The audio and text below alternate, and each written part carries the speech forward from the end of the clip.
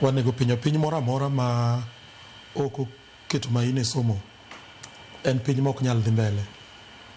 Nikech Cleo gima luoro gimomiyo abedo ka ok wayawo thuolo ne somo gi population masani wantie kodo mar jok matindo kata nyithindo mwanyuologi, takia ni en piny manade, en piny ma samoro dhi bedo ni mondo ji biro lamo mondo kik gidag ahinya nikech shida mabiro kwako piny, gik moko modhi mang'eny kata maundu kata beta gi piny mar ji moko. To kendo bende gima nyaka ing'e ni every generation nyithindo manie skul gi kata de beni wamiyo gi somo marach moloyo to magi ema dhi bedo engineers, magi jok madhi gero ute mwadakie, to kanyo be ma dakteche dhi wuokie. Koro nyaka wapenjre to dakteche mwadhi golo e system wasani chenro marwa kaka koro watugo karata gi somo kama gidhi bedo ji manade. Koro wan ok wanyal bedo ni Kenya, ok nyal bedo ni neno ni Kenya makoro iwacho ni ginogere ni we are retrogressing.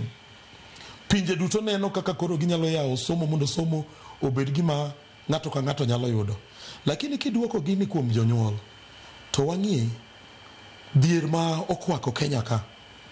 Cleo nitie nyithindo mang'eny ma kata sani gimiwachonwa ni pesa mar capitation mowuok 2022 ni nyaka 16 ni.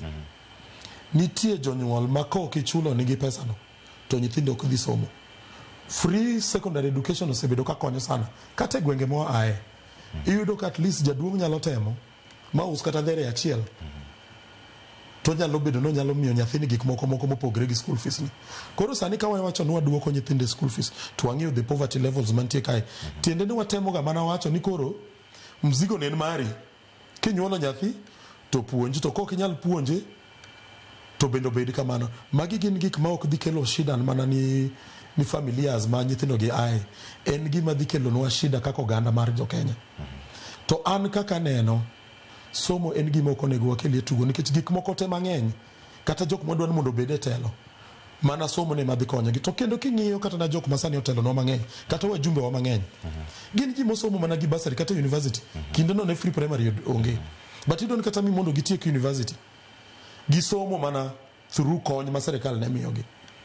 Koro bed nade ni koro sani gin ka koro seche ji mang'eny gi ni e telo to koro sani ka koro pesa onge, lakini pesa to nitie ma ji nyalo idho go ndege ka bayo e pinje delegations moko madongo mwakia gima dhi timo.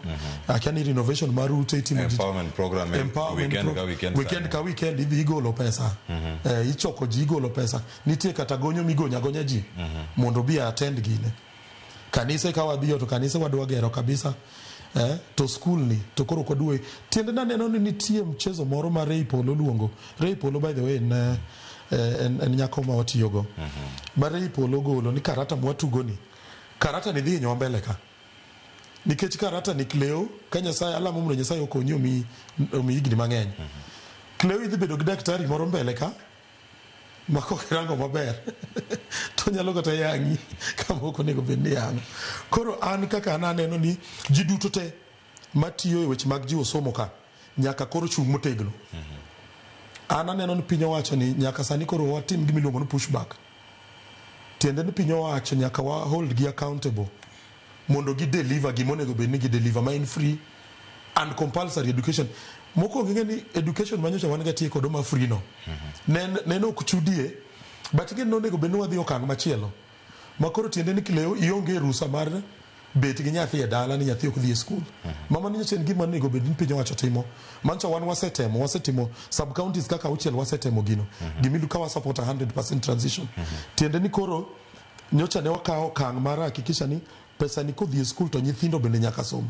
Lakini koro karata mosebede ni